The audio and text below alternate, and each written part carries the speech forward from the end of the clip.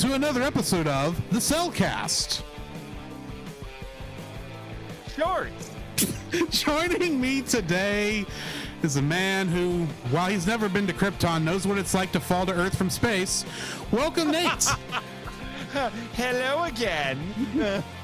And I am the man who forgot to tell Nate to introduce me, and I'm having to edit this in afterwards.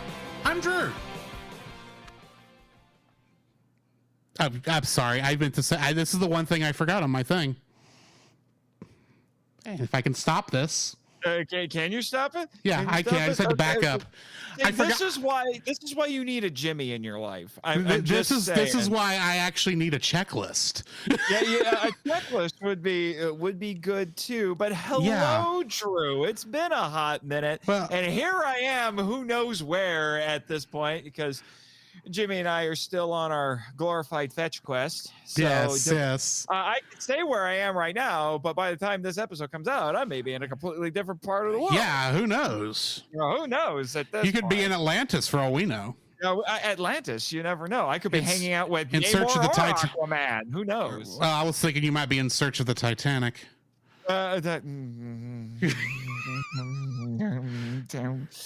I still don't think I've ever. No one wants tentacles on the island. I wouldn't want him there either. I mean, leave him where he is. He's not causing any harm anymore. At least for now, anyway. Yeah. Jimmy. Okay. I'm sorry, Drew. Jimmy has a new mic. I can still understand him, but I'm not the biggest fan. Right. Yeah. He sounds like Deal It with a cough at this point. He almost sounds worse than he did before, strangely enough. Calm down, man. Oh, you wish he sounded as good as you do. I see how it is. Yeah, I'm starting to think. Jimmy, you got to do something about that microphone. No, whatever, man. I mean, it reminds me of that toy you used to get like at the dollar store, the magic microphone. You know what I'm talking about? That had the spring in it that vibrated. That's what it sounds like he's talking over. Yeah. I'm just, Jimmy, I've told you this 100 times. This is what you get for buying a new microphone from a Chinese seller on eBay. Well, I'm sure the shipping was good. Oh, well, yeah, shipping to Monster Island. Yeah, it's really cheap, but yeah. Whatever. Anyway, once again, folks, as y'all know, Jacob is taking some time off to spend some time with his lovely wife. And we are, and in the meantime, we are reviewing shorts that I'm bringing some guests on to help me with.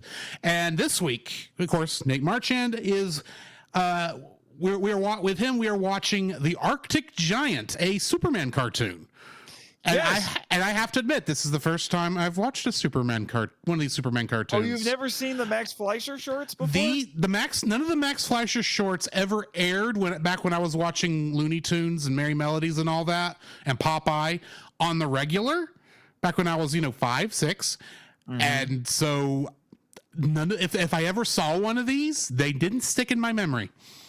See, it's interesting that you bring this up. I've actually talked about this short before as part of a episode on Strangers and Aliens called Superman versus Kaiju. Yeah. So this is one of them. So I've I figured if I'm going to come on the Cellcast, I got to at least be a little bit on brand. And also it gives me an excuse to not only talk about Kaiju, but talk about one of my other favorite things, Superman. And there's actually one other of these Max Fleischer shorts that is also kind of on brand for me.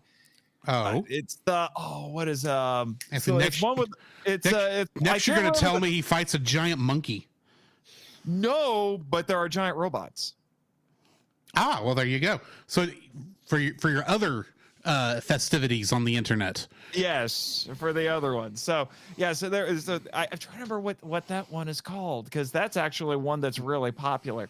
But I went with this one because it's freaky how much it anticipates. I will say that. So before we start getting into spoiler territory, let me go ahead and drop the warning and we'll get into this. The following is a spoiler-filled review for the short Superman the Arctic Giant. Listener discretion is advised. And no, it's not the ice giant like I said last week. Yeah, I screwed that up too. No, it's nowhere. If I would have, I even asked you about this when I was double checking the name, and apparently I didn't change it in my notes. Oops. So that's my fault. Yeah, I'm actually waiting for info and stuff because it's kind of. I'm getting there. I'm getting there. This was directed by Dave Fleischer and William Bosky, and written by Bill Turner and Ted Pierce. And of course, it's based on the Superman comics made by Joe Shuster and Jerry Siegel. Although in this short, he was credited as Jerome Siegel. I noticed. In this one, Superman fights a thawed-out Tyrannosaurus. That is literally the only synopsis I could find. Yeah, Tyrannosaurus. It's not exactly the one up to the mic like Luke Giaconetti. Yeah, it's not like the robot that Jason piloted on Power Rangers. Getting into the cast, a better representation of a T-Rex. Exactly. Getting into the cast for this, we have Joan Alexander as Lois Lane and a female pedestrian, Jackson Beck as the narrator and reactor worker number 2, Bud Collyer as Clark Kent, Superman, of course, reactor worker number 1, police officer number 1, and the police dispatcher, and Julianne Noah as Perry White for his 2 lines, male pedestrian and police officer number 2. And let me just say, I am surprised how much of this, based on some of the other shorts I've done research for, how much of this the cast list actually is complete. That's because it's frickin' Superman, dude. I know, but even the Looney Tunes wasn't this complete, and there's like 5 guys in the entire voice cast for those. Yeah, but it should be noted. That these are from. I'm trying to remember the year for 41. This one, but it's 41. I was gonna say I knew it was. It's 40. It's 41 because I had to look up something when I was doing this, and I'm gonna get into that here when I get into the trivia. In this short, and in some of the others, Superman leaps from place to place rather than flying. This is from the original comics, in which he didn't fly either. He was given the ability to fly in the comics, as well as the animated series, when the creators realized that what looked good in heroic static drawings in this made him look like a red and blue kangaroo bouncing over buildings. Yeah, and I had to look up when that happened, and it was 1940. Yeah, when that happened. I'm pretty sure. I could have swore that I had heard that the Fleischer shorts actually inspired them to. It would nearly have to, because there's no. Yeah. I don't think there was a Superman serial. Yeah, because he flies in there. Yeah, I've got that in there. You see flying twice during this, but most of the time, as he's heading out there, he's jumping from building to building. So yeah. I know. I didn't realize this was that early in Superman's publications. The radio show inspired some changes to the comics as well. Introduced Kryptonite, and I think there was a character introduced in the radio show that I want to say it's Perry White. Could be wrong on that. Yeah, this is why you're not doing a blog for this, but yeah. My last bit of trivia I have for this is the thawed out Tyrannosaurus is believed by some people and is very reminiscent. If reminiscent's not the right word, foreshadowing. That's not the right word either, but it's strange how much this predicts Godzilla. I know. We need to talk about that. By what? 15 years? 41? 13. 13. I'm not a math person. I'm a podcaster. Dang it, Jim. I'm a podcaster, not a mathematician. Ain't that the truth? The only math I do is counting my downloads. Well, there's that. Oh, I'm also a graphic designer, which means I'm not good at math unless that number is like in specific increments. 8, 16th, 32. That's about as far as I need to know. Maybe 72. How many pixels do I need? Fun fact, 72 points on the font scale is 1 inch in real life. Assuming your printer doesn't screw it up. Anyway.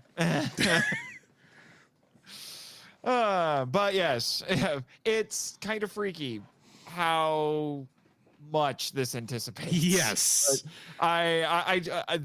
I don't know how much we want to get into that because we got to do the likes and dislikes here. Well, if we don't hit what we think we ought to hit, we definitely can do some afterwards. Because the one thing I have learned so far when recording these is we all love to talk. And brevity is not any of us podcasters' strong points. No. So I'm fine with this going long if it goes long. Yeah, well, it's just funny because I've heard about there are podcasters who have rules about, you know, if they review movies or whatever TV, you know, their rule is don't make your episode longer than the thing. And I'm like, when you're talking about an 8-minute short. we failed at that last week because we talked for 2 hours for a grand total of 15 minutes of video. So okay. Well, shall we get into this? Yes, let's get into this. Let's go ahead and go into our likes. What is your first like for this?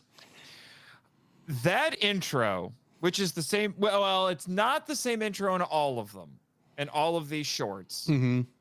I think about the first half, this is the case, but it is and always will be a classic. Yes, I do agree with that. This was everybody and their dog, even at our age, knows this intro. Yes, and it's iconic. It was not from the comics. It was invented for this. Then it was copied later, because I'm pretty sure, if I remember correctly, I'm trying to remember. Oh, his name is escaping me. The first Superman on TV. George Reeves. I believe they brought it back for the George Reeves. And he did do serials. I'm sorry. There was some serials. Okay. Yeah, Superman versus the Mole Men or something. Like that. Yeah. I never watched any of those either. So yeah, I still need to get to that. But I take it back. I take it back. There is one episode of that I watched because Riff Tracks did a riff on it, and it was about stamp collecting. Yeah, Superman and stamp collecting for World War II. Yeah, there you go. But so it's iconic. So you know this one. You know, they're faster than a speeding bullet, more powerful than a locomotive, able to leap tall buildings in a single bound. Because he can't fly yet. Exactly. He can't quite fly yet. Well, he kind of does here. Kind of does here. You know, this amazing stranger from the planet Krypton, Superman. And then it's like, you know, and then it brings up the whole disguised as the mild-mannered reporter Clark Kent and blah blah. You know, the whole bit. Like, you know what this is. Now they what's goofy is, like I said, halfway through these shorts, I think they actually changed directors. Or what the Fleischers weren't as involved anymore. And they changed it. It was the same sort of shtick, but they changed what the lines were and all that. It was like, still the more powerful than this, faster than this, but they changed what it was, and it just didn't. At some point, it went from being Paramount cartoons to famous films. Yeah. So I'm guessing one lost the license and went to some other animation studio. Yeah. Well, and here's what's really weird about these shorts, is that it's kind of a King Kong situation here. Yeah. Because honestly, if you're writing a giant monster at this time period, that's going to be what's in your mind. That's not what I'm talking about. I'm talking about legality. Oh, yeah. These shorts are in public domain, but Superman and all of these characters are not. Yeah, not for another 10, 20 years, I believe. Nope, about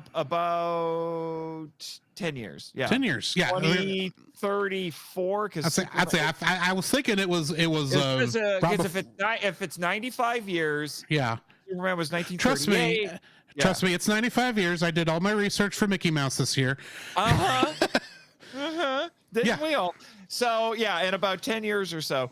But these shorts are already in public domain because the copyrights were not renewed. So it's weird. So none of the characters are public domain, but the shorts are. Welcome to copyrighted works that had to be re-registered and no one remembered to.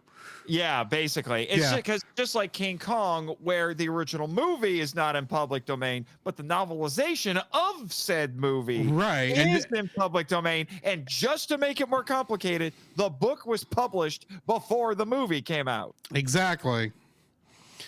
That's why the MonsterVerse has to call him Kong and not King Kong, because they don't actually have the Kong license. I'm not so sure about that, because they go to a lot of effort never to say King Kong. They do, but here's the confusing part. Those were made by, well, distributed anyway, by Warner Brothers. Yeah. Right? Who has the distribution rights to the original film, but all the IP belongs to Universal. They inherited the RKO library, and RKO made the original movie, so they own the original movie. So I don't know why this is an issue. Because they don't own the IP. Maybe I don't know. I know technically the only remake of the film is Peter Jackson's King Kong, which was Warner Brothers. No, it's Universal. Oh, it's Universal. Excuse me. It is. It's the only time Universal made a movie without legal issues. Basically, with this IP. Not that they knew it at the time with the Toho films, but like I said, I have tried to unravel the I call it, the convoluted King Kong copyright. I have basically given up. And so have you. Yes, I understand. Everything will be so much better in about 15 years. Yeah. But anyway, I just wanted to bring that. I just wanted to mention that. That's the weird thing about these shorts. But like I said, this intro, classic. Mm-hmm. I agree with that. It's just, there's no getting around it. It's like I said, it was recreated by the George Reeves show. Mm-hmm. The phrasing has been used constantly, and with anything related to Superman, especially things like the faster than a speeding bullet part. There's actually a newsletter that used to be distributed by the Superman homepage. It was called the Speeding Bulletin. Nice. So, I mean, that's how ingrained it is. Mm-hmm. What's your first like? Okay, yeah, my first like actually is the animation on this, because this is expensive animation for this time period, especially on all the humans. For some reason, I guess when I saw the artwork for these, I was expecting more, I wouldn't say Scooby-Doo-esque animation, but I was not expecting what looks almost like rotoscope, or at least I'm pretty sure they had to have had film reference on some of these movies, because this animation is on the humans is far too smooth for what this is if it was just being done by hand. I'm pretty sure it was rotoscoped, actually. I think it was one of the first. I think it was one of the first animated films to ever do that. It may be. I'm comparing it with the animation that we saw in Snow White, because that, while it was not rotoscoped, it was at least film references that they copied like nearly too close in some cases. And that's kind of what this reminds me of. But the fact that there is so much of it, and for this 8-minute short that, probably, I don't know how many films it played in front of, but I can't imagine it was, I mean, Warner Brothers never did anything this fancy for their stuff except for maybe What's Opera Doc, and that's still is regular animated like a normal thing. So I'm pretty sure I just loved the animation in this. Yep. I think the Fleischer Studios was known for doing stuff like this. Or just having very fluid animation, because they also did the old Popeye cartoons. Right. And in Popeye, it's the good Popeye cartoons, as I called them as a kid. And I remembered that being there too, but that was still just cartoony enough that the rotoscoping, I don't think, triggers in my head. Mm-hmm. But this, because it's based on the Golden Era comic models. So I just appreciate how smooth this is for what is a popcorn short, basically. In terms of how it would have been treated when it originally broadcast, but showed in front of films as a short feature. Mm-hmm. For sure. But yeah, I actually had the animation as one of my likes, so I'm switching to another one.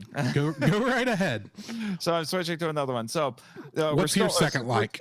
Since we're still on likes, I'll go with the one that I had to add, which is the voice acting in this. Yes, there's a lot of good voice acting. There's some really good voice acting in this, which is interesting because in a lot of old cartoons, it was more focused on, in terms of sound, it was more focused on music and to a certain extent sound effects, not as much on voice act. And this one, the voice acting is top notch. And the you mentioned him, the gentleman who voices Superman and Clark Kent, he actually him and I'm trying to remember if he was the same guy. I think he might have been the same guy who did the radio drama as well. But one of the things that he did that became very influential was he would change his voice when he was Clark Kent and when he was Superman. You can tell because when we get and this is iconic as well, the iconic's like, this is a job for Superman. And that's how he does it. Yeah. You know, he makes his voice deeper when he's Superman. And that line is where, where you can hear the switch. It's kind of subtle, but you can definitely tell what's going on. Yeah. My second like here is mainly around and I'm using the term Tyrannosaurus for the monster because that's the only name they gave us in the short, but the way he moves in this feels like he's got a lot of weight. Like he is actually a huge monster. Part of that is helped by they're animating on ones for him, it looks like. That means it's updating every frame instead of every other frame. But he's moving so slow, especially as he's coming out of the ice. It feels like he's like gigantic. Because you watch some of these other times where they animate giant monsters. Even I would even say Hanna-Barbera's Godzilla does not have the weight and presence that this Tyrannosaurus has. But yeah, I appreciated how big it felt, and I assume when you're watching this on a big screen, it feels even bigger. Oh, yeah, I'm sure. I would love to see any of these shorts, honestly, on the big screen as they were intended to be seen. But speaking of the monster, I have something similar as a like, but it goes a little bit farther than that, and that is the sheer number. Here's where we can get into it now. The sheer number of kaiju tropes that are in this. Yeah. And it's mind-boggling. Before kaiju tropes were a thing. Because at this point, I mean, yeah, we had The Lost World 1925, which, kinda, because there's a scene where a brontosaurus gets loose in a city, and, okay, it's kind of, it's like very prototypical. Then you have the original King Kong, which really introduces a lot of stuff, a lot of concept. And if you'll pardon the pun, that's what this is kind of aping. For sure. But here's the thing. This doesn't just build off of Kong. No. This is Godzilla before Godzilla. And every time I watch it, I'm like, why? It's Godzilla. I can't get over this. It makes you wonder if any of the people over at Toho watched this short as they were in the process of making Godzilla. I don't know how you could have, but because I have some podcast friends who get a little uppity about this sort of stuff. I've already told them, it's like, hey, we owe everything to King Kong at this point. I think we might owe more, some stuff to Max Fleischer and Superman with this short. Yeah, because I agree. I wrote it down. The number of Godzilla things that are in this is just ridiculous. First off, the T-Rex looks suspiciously like Godzilla. Yeah, with the bipedal stance, long neck, big tail, thick legs, and then. What else do we have in here? He's immune to military weapons. That was a Godzilla trope. He attacks and destroys a dam. So it's not just, climbing buildings or knocking corners of buildings and stuff off like in Lost World or King Kong. No, he's knocking stuff over, including buildings. Like he's smacking buildings and they're falling over, or knocking off chunks of them. Okay, this even predates the Beast from 20,000 Fathoms. That was 1953. Yeah. Okay, that was the other big inspiration for the original Godzilla. And then let me see. And then, then here's the one that's really crazy. The T-Rex walks through a bridge and it looks suspiciously like Godzilla 2014.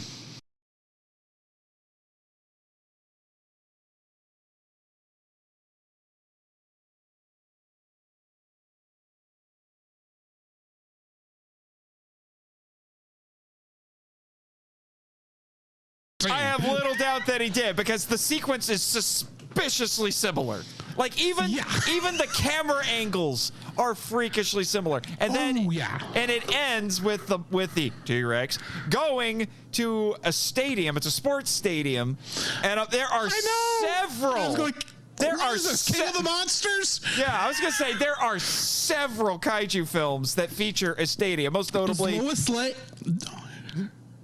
Does Lois Lane have the orca?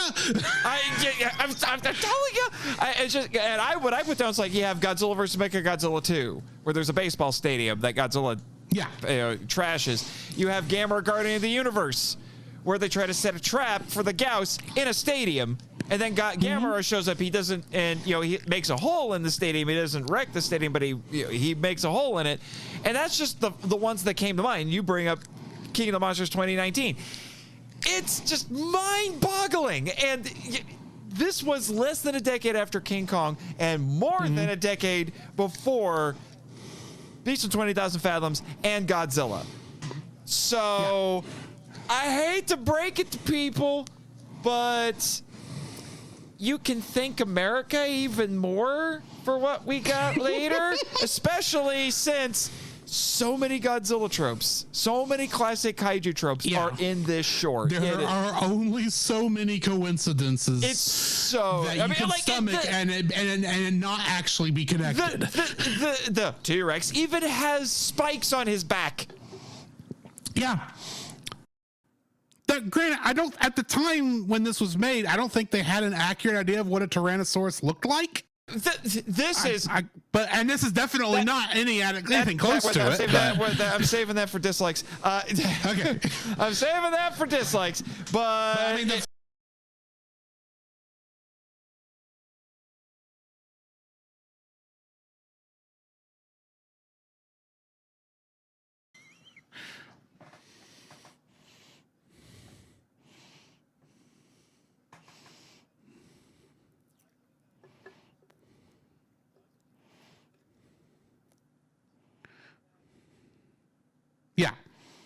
nuclear origin before that. Is not here. This is before the atomic age. This is before the nuclear bombs. So, Beast of 20,000 Fathoms gets the credit for that.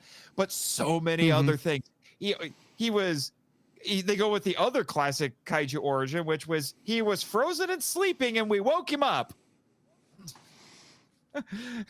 We're going to take him from where he was sleeping to civilization, and then he's going to get loose and go on a rampage in a city and stomp on cars and hit buildings. Yeah. Because apparently nobody who in Metropolis watched King Kong. Yeah, nobody did, apparently. Yeah, nobody. I guess Metropolis was like the one city King Kong didn't play in. So, yeah, like I said, it's just mind-boggling. And I will admit that's a kind of a retroactive because clearly they had no idea what was coming. They had zero clue about what was coming.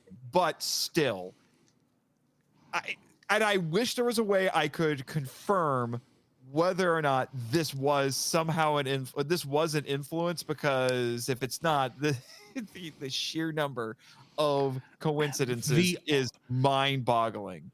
Like the only way you could prove it is if an interview came out that stated from Ishiro Honda, like back in the day, that stated this was the inspiration for Godzilla, was this basically Superman versus the Arctic Giant. Yeah, because at this point it is providential levels of coincidences is all I'm saying. Like it is incredibly difficult to achieve this level of parallel development. Yes. Well, it's not even parallel necessarily because they're more than a decade apart, but it's if Ashura Honda and Company somehow made Godzilla completely unaware of this short, that's astonishing. Yeah, I agree. Absolutely astonishing. So anyway, what's your next? My last like for this is the Art Deco design work seen throughout all this. I know that's kind of what Superman was has always been drawn that way, but where it really shined to me was when we were looking at those refrigeration units, keeping everything, and I just remember the silhouette of that reminded me of like an old propaganda poster from this time period of like engines going and a worker, pushing a lever down, and I'm thinking, oh, that looks so cool. And then you actually get to see, and then you realize you're watching this being animated, and it actually has to come to a stop. And it's like, that is cool to watch. This is minor details, because I'm not used to thinking of Art Deco as movement. I'm used to thinking of it as still photographs, and we're seeing this. I mean, the last time I saw anything close to this Art Deco wise moving was in Batman the Animated Series.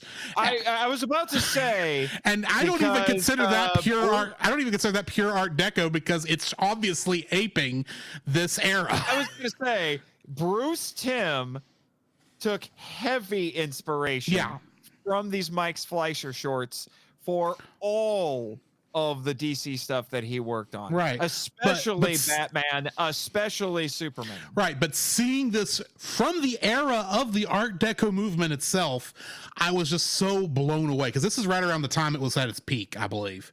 So yeah, I just love the Art Deco design seen throughout all this. Even though I'm not really a big Art Deco guy, I prefer it to a lot of other things in this time period, but and a lot of things after this time period, if we're being honest. But Jimmy brings up a good point. We have a friend who's a lawyer who claims he was alive when this was all going on, so I'm sure he's a huge fan. I'm sure he is. I'm sure he is. I wonder if he ever got to fight with Superman. I'll ask him. All right. We all know how that's probably going to go. Oh, yeah, but I'm just curious. Yeah. Apparently he was friends with the Rocketeer, so. Well, wasn't there a crossover between Superman and the Rocketeer at one point? I don't know. Or am I misremembering? I'd have to. You might have been Mandela affecting that, but I'll look it up. I don't know. But anyway, before we get into our dislikes, I do need to basically pay some bills and go through our ad. So join us on the other side of the bumpers for our dislikes, and we'll get into it. This podcast is a proud member of Culture Box. Whether you enjoy geeky reviews, comedy, or original fiction, you can open up the Culture Box and find something excellent for your soul. Point your web browser to culturebox.media. This week, we suggest checking out the Untold Podcast. The Untold Podcast is a speculative fiction podcast utilizing the genres of sci-fi, fantasy, and horror, among others, in order to engage the culture's imagination from a Christian worldview. Every month, Nathan James Norman produces and narrates a new story presented in a unique and dynamic way. Check out the Untold Podcast at untoldpodcast.com to listen and leave a review on Apple Podcasts. The Cellcast would also like to thank the following patrons: Ashley and Francisco Ruiz, PaulJPowers.com, and the Monster Island Film Vault. If you would like your name shouted out on the show, listen to uncut episodes, and some special art from Jacob from time to time, please donate to us on Patreon. All right, so go definitely check out that podcast, whichever one. Why am I saying it that way? I know which one I read because I just read it. Untold. Yeah, that's Untold. Yeah, go check out the Untold Podcast. I've been enjoying. Admittedly, they have not put out as much stuff since they joined Culture Box because of life getting in the way. But I have enjoyed a lot of the stuff they've done on there. So yeah, you all ought to go check that out. Because life finds a way to screw you over sometimes. And I will admit, since this is one of the few of these hiatus episodes in which it's not a Culture Box person reading this, I did pick one of the Culture Box people that wasn't recording one of these. And the fact that it's a literature thing and the guy's name is Nathan was not planned. I will admit, every time I hear somebody else talk about another Nate or Nathan, I have to tell myself, not me. Yeah. So anyway, he is part of the Nate collective, but he is not me. Right. So let's go ahead and jump into our dislikes. What's your first dislike for this short? The fact that I couldn't get it to work on my DVD set in the phone vault. No, I'm kidding. That's totally a joke. Totally a joke. But I am frustrated As with much that. as me and Jacob have complained about horrible transfers, I get it. Yeah. It's just, oh, wait. I gotta be nice to this, because this is the Monster Island Film Vault official entry in there because of this short and the other one with the giant robots, because that's close enough. However, I am now going to petition to the board to upgrade to the Blu-ray, because I don't know why, but this DVD will not play that one, and now I have to inspect the rest of the disc to make sure it works. Anyway, but that's right. That's not my real first dislike. I just had to rant about that, which is funny because during the break I was talking about how physical media is superior, but but it's only superior when it's not. But these shorts are not on HBO Max for whatever. Well, just Max now, but it's not. Yeah. They're not on there. If you want to stream them, as far as I know, you have to watch them on YouTube. Do you know what the closest thing to this is on Max? I would say Superman the Animated Series. There is a Looney Tunes episode called Super Rabbit, which is a direct parody of these cartoons, and it is on there. I watched it this afternoon. Yeah, so there you go. So whatever on that one. Upgrading to the Blu-ray, but hopefully everything else in this set, for at least for Northers and my personal viewing with all the Superman content on there, still all works. Admittedly, 20-year-old not Blu-rays, DVDs. But my first dislike, and I will admit, there's nothing in this short that I truly hate. So these are more just nitpicks than anything else. There's going to be a lot of nitpicks tonight. Yeah, really, because it's a fantastic short. It's absolutely a fantastic short. But I'm going to bring this one up first. It's not the first one on my list, but I'm going to bring this one up first because we've already hinted at, because we've kind of hinted at it. Well, not hinted at, we've already kind of talked about it, which is this is the loosest interpretation of a T-Rex I have ever seen. And actually, I double checked here. The Arctic Giant was released in 1942.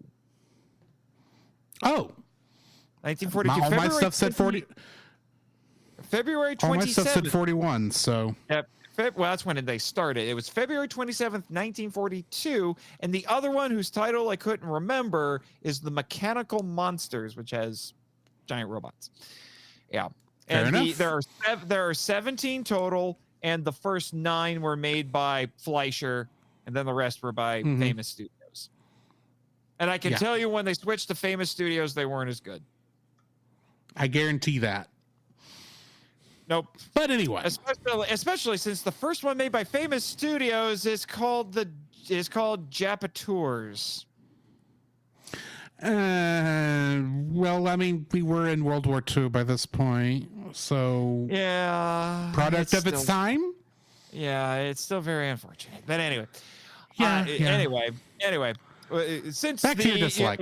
Since your Gremlins or my Gremlins, I don't know. Could be Goji-Kun and Brokong for all I know. Mucking around with things. But now that we've navigated that, like I was saying, this is the loosest definition of a T-Rex I have ever seen.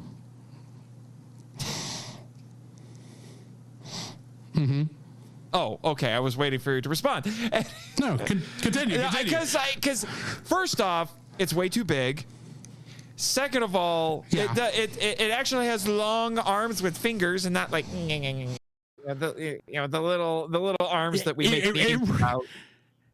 Yeah, it really felt like they designed the monster first and then thought, we need to name it something. What's the name of a dinosaur? Oh, Tyrannosaurus. We'll just call it that. We won't even bother to look up what they claim Tyrannosaurus looks like. Yeah, I was going to say, also, I'm pretty sure, I'm going to double check this so Jimmy doesn't have to, I'm pretty sure T-Rexes didn't live in Siberia. fairly certain of that as well. Nor did they have nor did they have snake mouths. No. With those type of fangs.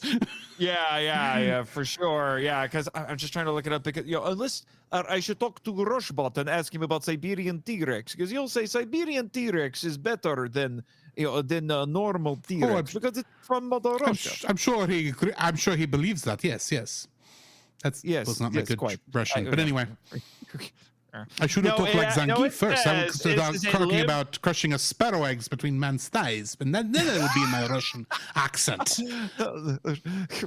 I love that movie. Anyway, the second one is sort of kaiju because it makes King Kong references.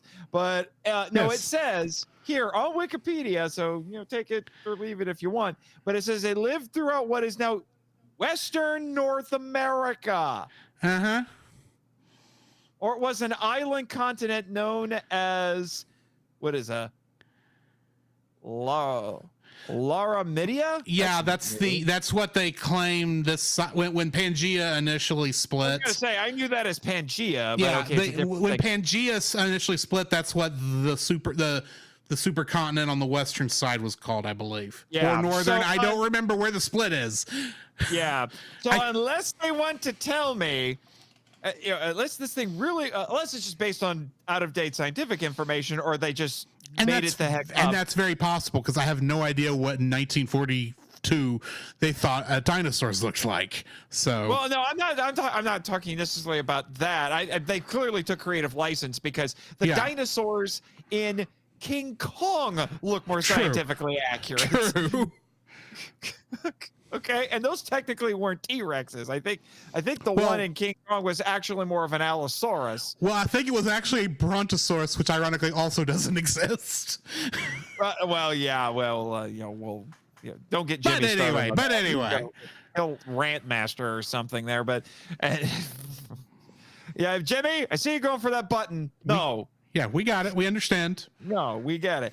But anyway, so. Like I said, unless you want me to believe that it is now Siberia had T-Rexes on it during Pangea or whatever. They clearly, the initial idea is giant monster frozen in Siberia, and then I think they just tack the T-Rex on there because it's only visually described as a T-Rex. None of the dialogue calls it a T-Rex. It's only written as Tyrannosaurus. The Rex is not there. So yeah, technically different dinosaur? I don't know. I mean, there was a time when they were claiming that there were actually 3 different Tyrannosaurus dinosaurs like in the last couple of years, but they've since gone back on that. So yeah, well, that just sounds wild to me. But all of that but like I said, none of the dialogue refers to it as such. It's just the monster. Yeah, and that's all it really needs to be. That's all it needs to be. So, but I think they wanted to give it some sort of a dinosaur name, and I think they probably saw a picture of a T-Rex and said that's close enough. Yeah, because how many people are going to know what a Tyrannosaurus looks like in 1942? Yeah, well, because the other part of, and I'm sure this was another part of like when someone was pitching ideas for this, and some guy said, giant frozen monster in Siberia gets brought to Metropolis. They're like, well, why would it be brought to Metropolis? Oh, they're going to put it in a museum. Yeah, we're gonna Indiana Jones this and put it in a museum. And so I guess that's when they're like, well, then if it's gonna be in a museum, we got to give it a dinosaur name. But I'm just sitting here thinking, I can see that if you're trying to detail up your environment, especially since that shot is used so many different times throughout this short. So but in the lead up. Yeah, but I'm still sitting here thinking to myself, who in their right mind decides to take a giant ice cube with a kaiju in it and put it on display in a museum? I would think a lab might be a better option for this. Not to mention, according to the intro, they specifically built this wing for this thing. Yeah. I'm like, did It's they like, just how assume it was rich dead? is that? No, they didn't even think it was dead. They actually said if it gets warm enough, it'll wake up. That's why there are warning signs on this thing and an alarm bell. Yeah, actually, But- which is why I love the levels on the temperature gauge, where it's like, like freezing, blah blah blah, and it goes all the way up to danger. Like I wrote down Danger, Will Robinson. Danger. Danger. Random tangent. My mother got a hold of me recently and told me that she has been showing the original Lost in Space, which is one of her childhood favorites, to my nephews and my niece, who are all like, it's like they're like ages 3, 5, and 8, and somehow it's holding their attention. I'm amazed. It can. Yeah. Good entertainment is good entertainment no matter when it was made. Exactly. But anyway, so the temperature gauge says 0, freezing, melting, danger, which almost, to be honest, I think was meant to be a little bit of a joke. It's like a little bit of that, of the comedic side of Max Fleischer Studios coming out. Yeah. But yeah, so the loosest definition of T-Rex ever. So mine is similar, and that's the fact that this big block of ice, melts entirely too fast for this. And I know that even if you have, like, if this is supposed to be taking place over the course of a couple hours, which is still too fast if we're being honest, this doesn't really feel like we lose tension how fast this thing melts. Maybe minutes. I'm reading. Yeah, I know it's 8 minutes, but do the thing where, oh, it's melting, and you show a clock, and the clock, and that's where you use the shift, and you come back, and it's, I don't know, so it gives some tension. I recognize you only have 8 minutes to do this short, but man, it's like, wow, they had no time to stop this thing from melting at all, and surprisingly, this much ice is melting, and there's no flood. Yeah. Well, also, let's not forget, this whole thing happened because one guy couldn't keep track of an oil can. That man is fired. I would say that is like the subject of every safety PSA I have ever seen. Not putting your tools back where they go. Can you imagine the safety films that they made, and showed in Metropolis for like years after this guy? And it's like whatever you do, don't be like Ted, who didn't realize that the oil can would shake off into the gears. That he was sacked and then fired. I need somebody to do, like, do you know the riff track short Shake Hands with Danger? Oh, yes, I do. I need that scene at the end, the shake hands with danger thing to go off, because that's what it's going on. Yeah, because they'll be like, look what Ted's mistake led to. Yeah, millions of dollars in property damage, and the museum having to give up its prize dinosaur to the local zoo. To the local zoo, and I'm pretty sure that not T-Rex has since been moved to Monster Island because, of course, I don't know how that zoo was able to contain him. But where was the money for this museum in this town in the first place? Yeah, I have never seen a museum that was so rich it could build something to hold a giant refrigeration unit holding a giant T-Rex, build a new building for it, and then be able to pay the electrical bill. This is Metropolis. It was funded by Lex Luthor. But he was still a criminal mastermind at this point. He was not a businessman. LexCorp did not exist yet. I do know some superhero history. I just had to throw it in there, but that didn't happen. He didn't become a businessman until the 80s, I think. I'm just saying, this guy Ted is the whole reason this happened. Why Dam nearly got destroyed, and Superman had to plug it up with a hole. I mean, not a hole, plug it up with a rock, and then the bridge gets destroyed. Good thing there was a good thing there was a rock close at hand, because he didn't have to go far for that thing. I was just saying, Superman wouldn't have had a job to do, if not for Ted. And I let me just say, while I want to feel sorry for the people whose homes got flooded when that dam burst, they were living right underneath that dam. That wasn't the safest place to live, even if there wasn't a giant monster stomping around Metropolis.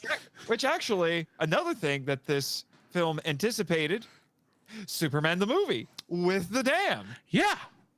So, I mean, anyway. So, yeah, the ice melting on this in like 2 seconds, even though I'm fairly certain this is supposed to at least be over the course of 2 hours, even though they do nothing to give you this other than, oh, yeah, surely this didn't melt in 2 seconds. And you just get the little, like you said, yeah, it's like, of course, that's fine. I'm gonna say, of course it did. I would care less about it if this was like a Looney Tunes thing or Popeye, because that you expect goofiness, but this is semi realistic. I mean, it is Superman. It's more but you know what I mean. It's more grounded. I was gonna say, it's weirdly enough, this is more grounded than Looney Tunes. It's still pretty wild. But what I was trying to do the obvious joke, quoting Airplane, which I was going to say, yeah, of course it did, and don't call me Shirley. But the joke. Oh, sorry, I didn't let you do it. I apologize. No, it's all right. It's all right. But my second dislike. I didn't even realize I said Shirley. My second dislike is kind of similar, and I'm going to be honest, it's a nitpick, but this is something that, depending on the piece of kaiju media that you watch, it's just an issue that happens, and that is this thing's size is incredibly inconsistent, because in the museum it looks like it might be 50 feet, maybe 100 at the most. It suddenly gets outside and it's 500 feet tall. Right. But and then it shrinks again when you get back to the stadium. Yeah, and then but when it gets to the stadium and has a more direct fight with Superman, he's more like 100 feet tall at that point. But but then he's like I said, he's like 500 feet tall when he crashes through the bridge. The size is all over the place, because if anyone wants to know, because kaiju fans are obsessed with stats like this, if anyone wants to know this thing's height, what nerd isn't? But I would if you look up this thing's height stat, it just says recommended for drama. Whatever recommended for drama. That's all it is. It means it's as big as the plot demands. Yeah, basically, as big as the plot. Well, not even big as the plot demands. It's just it's as big as the shot demands, because it changes from shot to shot, and very dramatically. I mean, let's face it. We both know that all these dislikes are nitpicks, because we all know that you're not supposed to care about this stuff. You're supposed to just enjoy the short for what it is. But anyway, which I do. I do also. But we have to come up with something we don't like, and we are both digging. Yeah. Because, but here's the thing. This is a common practice. Yeah, the Japanese kaiju films are known for being more stringent when it comes to these things. Scaling. But in the original King Kong, it happened because Kong is actually bigger when he's in New York than when he's on Skull Island. I think he was like 18, 20 feet tall, somewhere around there on Skull Island. But in New York, because of all the buildings, he was scaled to be 25. Yeah.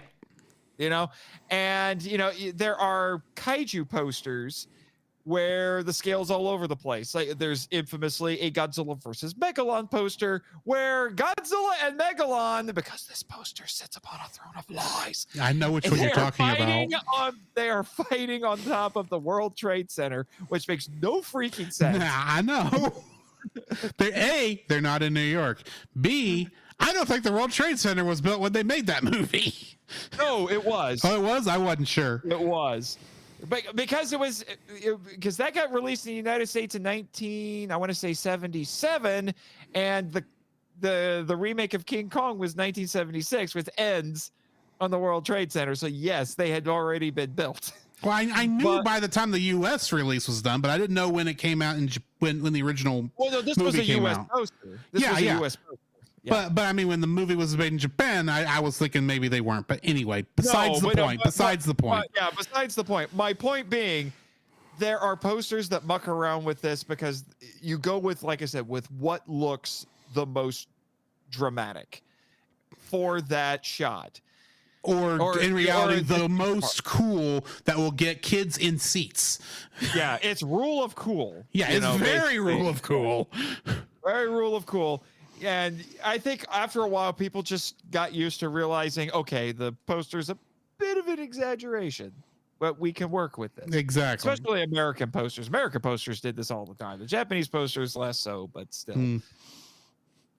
So anyway, my second dislike for this, and it kind of is based off your first, the design of the quote-unquote Tyrannosaurus is too Looney Tunes for me in comparison to the human characters. This looks like it came out of a the thing that keeps coming to my mind is Cuphead is the game that keeps coming to my mind, but that's obviously much later.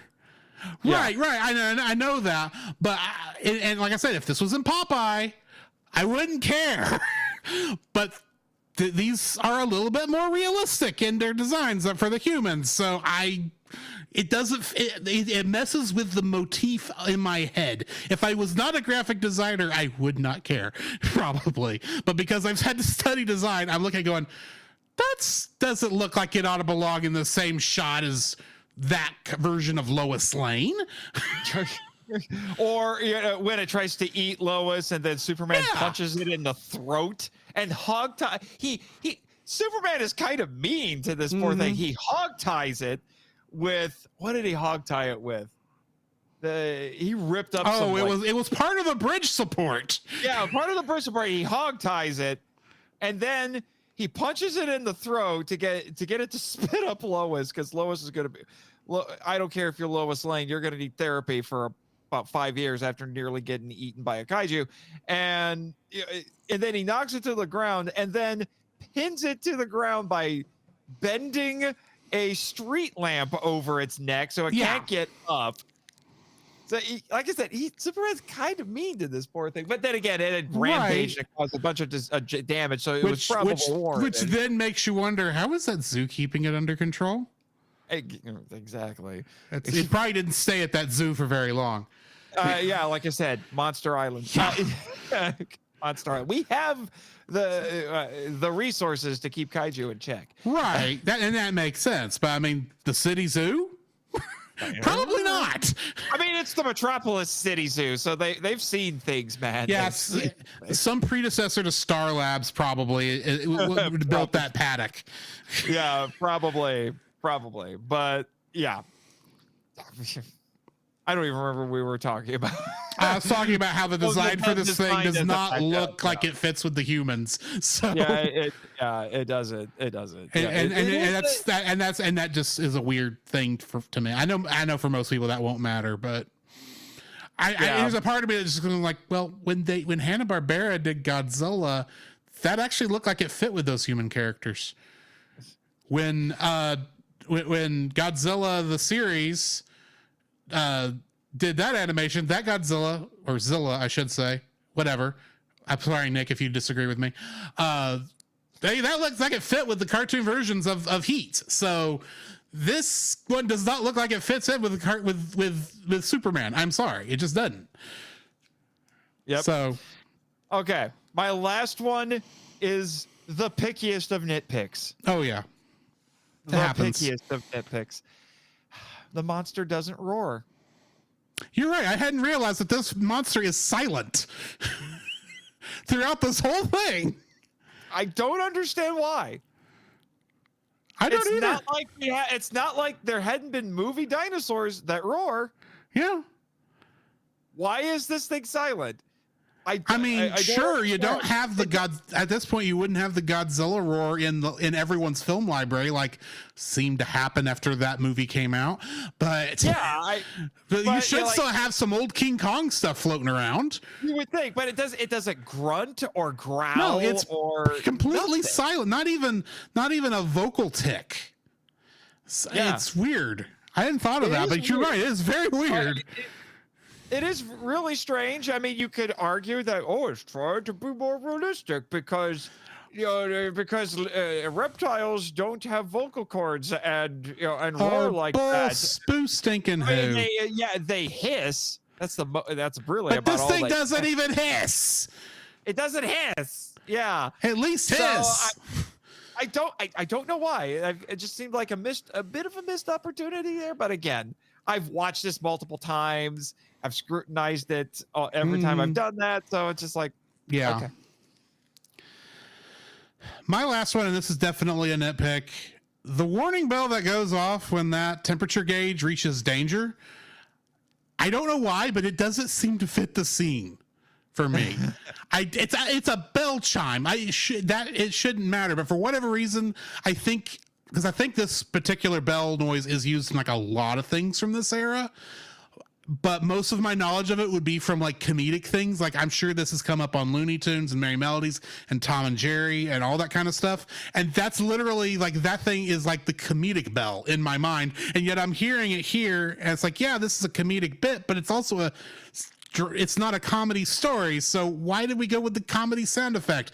I'm reading too much into it. I'm well aware, but it seemed to, it's like, could you gone with a different warning bell? I don't know.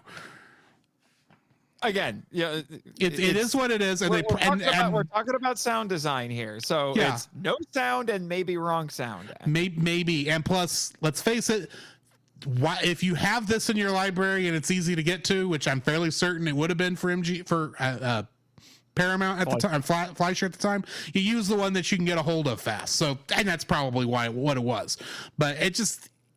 If we're talking about things, it's like that doesn't sit with me well. And admittedly, I watched this short 3 times to kind of get a feel for what was going on with it.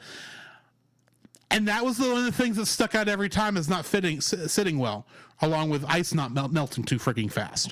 But yeah, that's going to be the my last dislike for this thing. Well, there you go. What are you rating this out of curiosity? Oh, what's our rating scale again? I forget. 0 to 10 on every 5, rounded to the nearest half. Right, nearest half. Oh man. Man, because I'm just thinking about it in comparison to the rest of these shorts. Most people would probably tell you that the best one of these shorts is probably the Mechanical Monsters. Mm-hmm.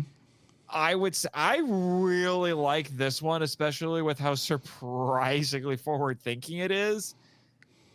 I'm sitting at like a 9 or a 9.5 personally, because it's really good. My only issues with it are, like I said, they're nitpicks, but but everything that you want from an animated short from this era, this is one of the best examples that you're gonna find of 1940s, late 1930s style animation probably outside of Disney. This is some of the best you're going to see. Yeah, I will admit that.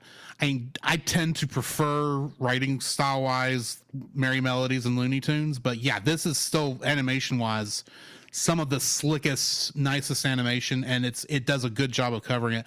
I'm actually giving this like an 8.5, and a lot of that is the strangely prophetic nature of this, because despite having never seen this before, it's got a lot of, it somehow hits a lot of nostalgic nails for me. I don't know why that is. But I mean, it's a good. It does what it says on the tin. It's a good. It doesn't hold. It's a great Superman fight. You don't have to. It doesn't need a deep story, which I think works well for it. I mean, yeah. The only thing I'm really knocking it for is, I don't know. Maybe it's just too short. I don't know. Maybe. But like I said, but I don't know. I don't know what you do to lengthen it, because even my wish for the ice to take longer to melt is not something I would do to make it longer. So but it's not just the weirdly prophetic things that it does.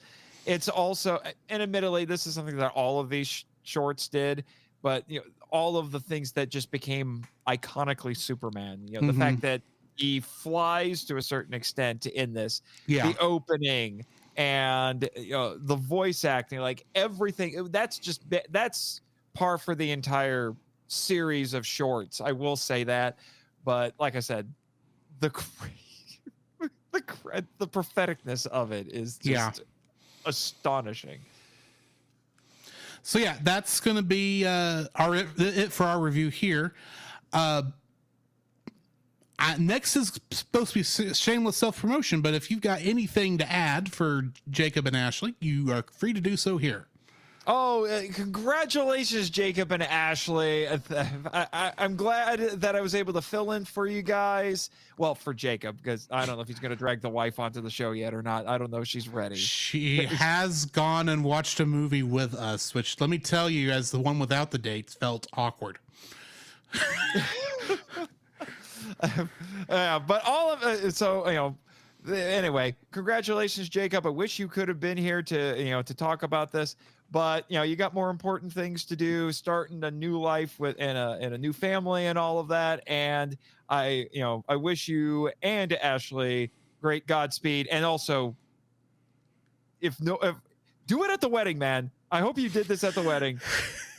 I debated. Test the frog theory.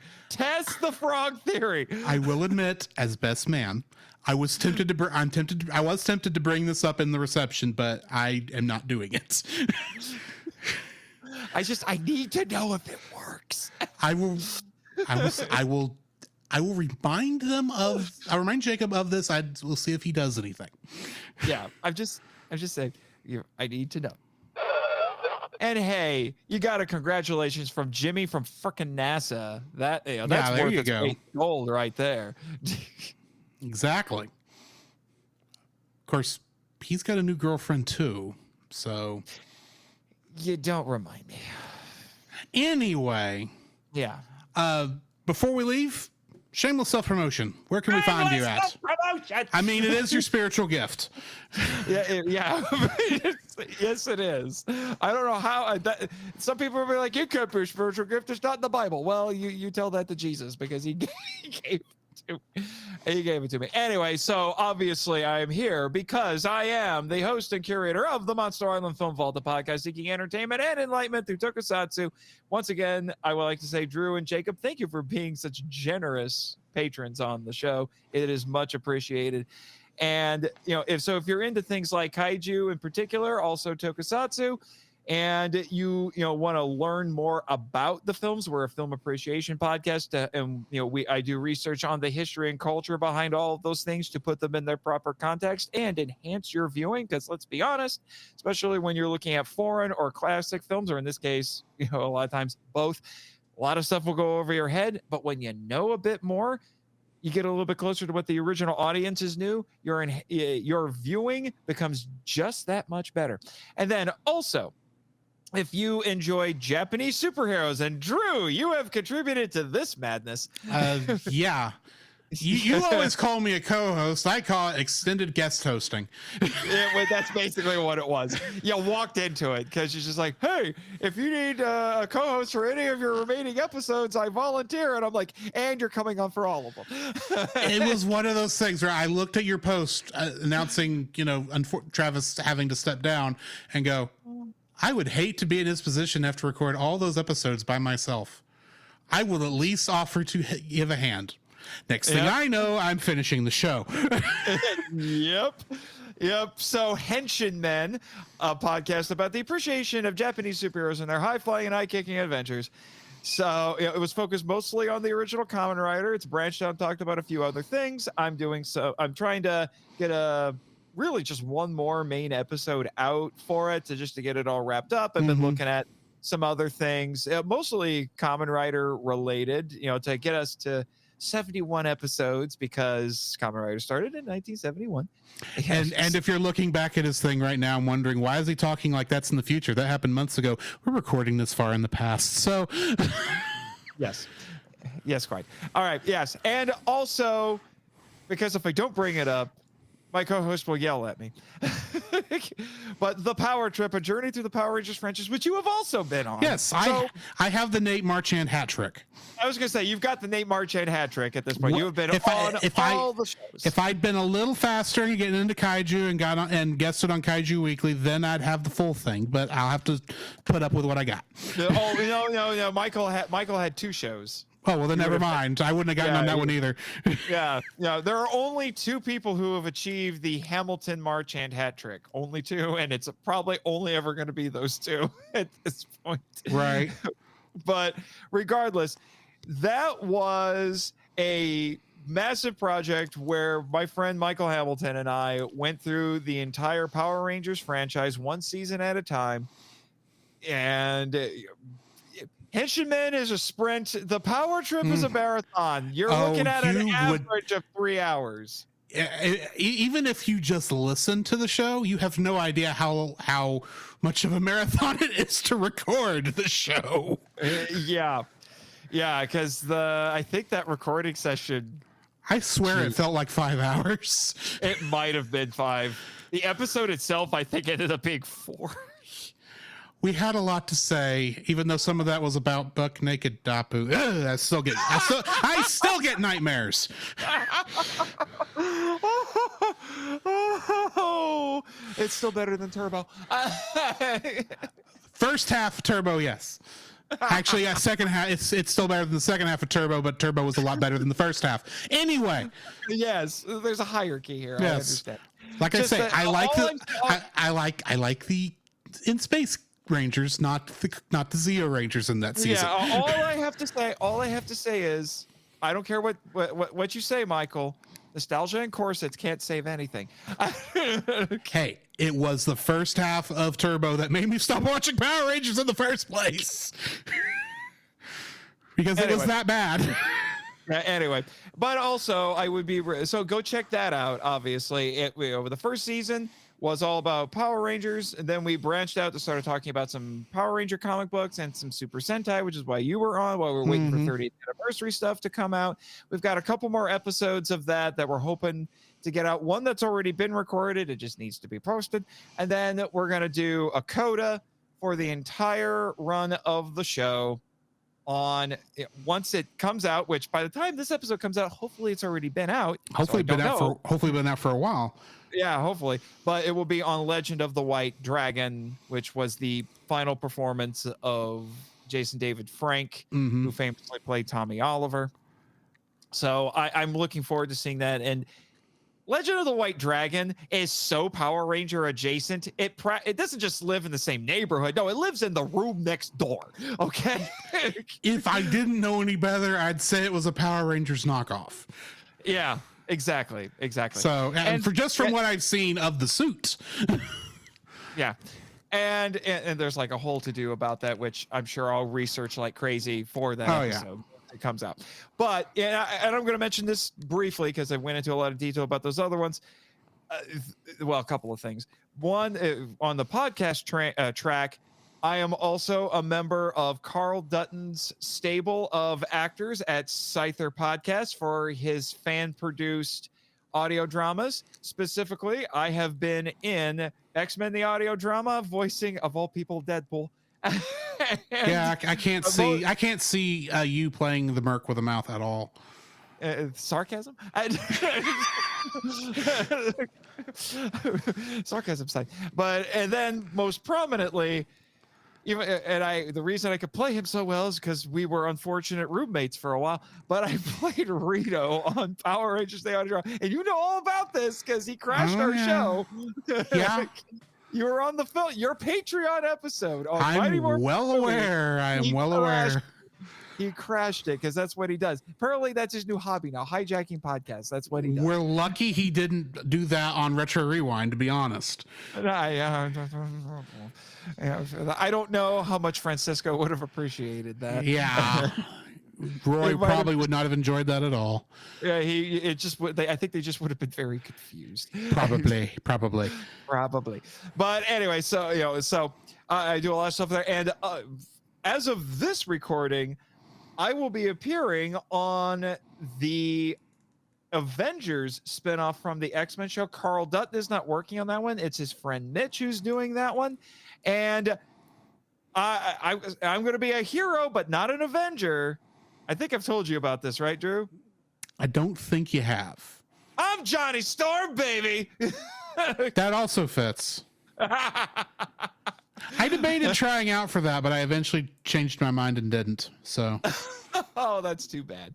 I don't know. Maybe I'll do it at a different time. I don't know. Yeah, I didn't have the time to record it. That's what it came down to. Yeah. And also, I'm a writer. I'm a published novelist. It got some nonfiction books in print as well. Go check out all of that stuff. Find some more information on my author website /blog, nathanjsmarchand.com. Yes, I have 2 middle initials, and I needed to use them because nathanmarchand.com was already taken. I'm gonna find that guy. I was wondering if you were going to do that. Man. I need that domain back. Well, I guess it doesn't really matter at this point. And no, my middle names are not Johann Sebastian. I thought it was just smiling. No. Okay. Anyway, moving on. So yeah, go check out his stuff. Nathan is one of our favorite people to have on this show.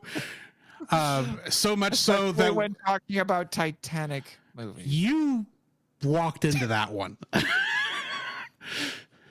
I'm just waiting for the sequel. I'm waiting for the sequel. As soon as we know what life looks like after the wedding, we'll talk to you. I'm sure Bad Movie Month is coming, but it is coming. Whether we just don't know how things are looking. We have not planned out that far yet. I'm just saying, I'm very tempted to take some of my hard-earned Patreon money and invest it in your Patreon so I can bring Bad Movie Month a little bit sooner.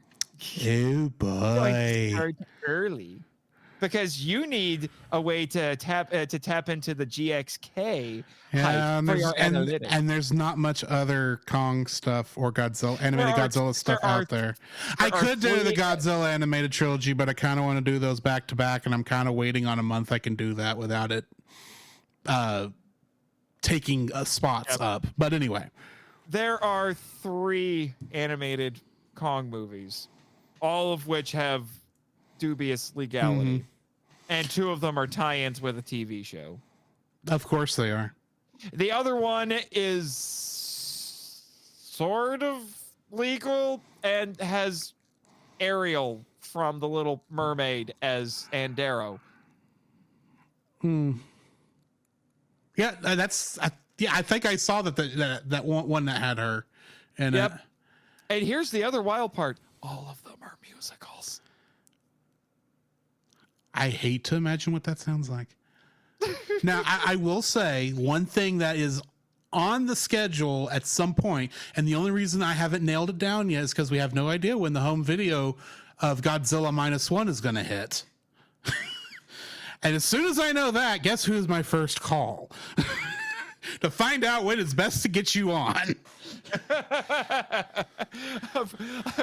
I am quite the go-to for -1. I get a lot of invitations. If I could have gotten Jacob to the theater faster, but unfortunately our schedules did not align over the course of the past 3 months for movie viewing. 6 weeks. I know. 6 weeks. And then he had a 7th because it was gone for a week, and then the black and white version came out. Dude.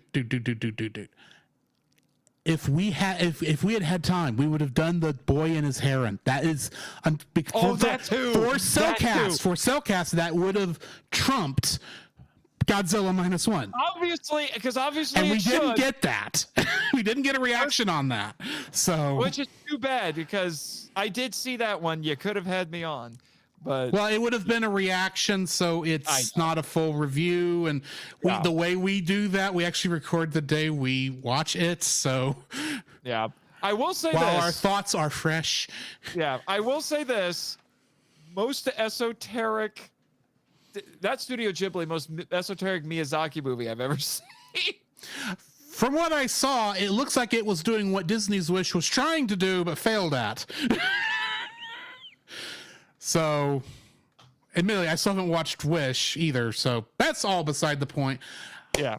Next week, we're going to be I'm going to be joined by Kirk and Andy of the Rushmore Show, and we're going to be looking at 2 Pixar shorts, namely Lava and Boundin'. So definitely join us next week for that. Before we go off on any more tangents, as we are most likely to do, I do need to go ahead and put a stop on this train. So guys, in the meantime, this has been Drew. And Nathan. And Jimmy. And we'll catch you in the next frame. You can follow Jacob on his Facebook at Jacob B. Heron. His Facebook page, Jacob's Daily Art Corner, where he tries to draw each and every day. His Instagram at Jacob B. Heron. His Twitter at Jacob Heron. And his Letterboxd at Jacob Heron. You can find Drew on Facebook at Drew Dodgen. His Facebook page, Drew's Photo Bin, to see his photography. His Letterboxd page at GGeorge759. His Twitter at GGeorge759. And Instagram at Drew Dodgen. You can like us on Facebook at the Cellcast Podcast, on Twitch at the Cellcast Gaming, on YouTube at Cellcast, on Twitter at cast_cell. The Cellcast can be found at Apple Podcasts, Google Play Podcasts, Stitcher, Spotify, or anywhere else fine podcasts are downloaded from. Please rate and review us where you found us, and also on Podchaser. Email us at thecellcastpodcast@gmail.com. The Cellcast is a proud member of both the Pop Americana and Culture Box media networks. For more information, please see the link in the description. Our theme song is Drop and Roll by Silent Partner. And remember, that's Cell with a single L.